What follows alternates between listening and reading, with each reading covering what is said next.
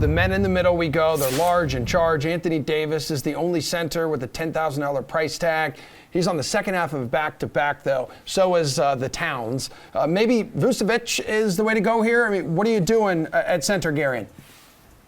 I do like AD. I mean, it's funny. We've spent so much time the last month talking about how the Raptors run their players into the ground. It seems like every team in the NBA is really starting to solidify their rotations. And the Lakers, I mean, there was a little ramp-up period for Davis. He had 2 games where he was playing with a minutes restriction. He's averaged over 38 minutes per game his last 5. I mean, Davis is just such an efficient player. I know it's a back-to-back, but Portland, sort of as Matt was alluding to earlier, doesn't really have anyone to stop him in the middle and in the interior in the paint. I think Davis could have a really good game tonight, so I'm not afraid to pay up for him on the second night of a back-to-back. All right, Matt. I mean, for Cat, $9,700, dude. That's a reasonable salary for one of the best centers.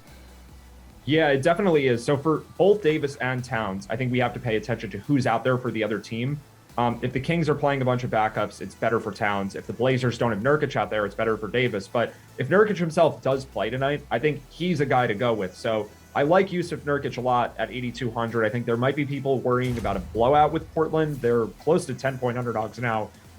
But with all the players they've traded away, I think that a lot more of the offense has to run through Nurkic. They didn't play well last night against the Magic, but I just think you're getting a guy who has massive upside, probably a little bit lower ownership than this top tier, and he's more affordable than them. So Nurkic to me seems like a better choice than spending all the way up. Nick, real quick at center.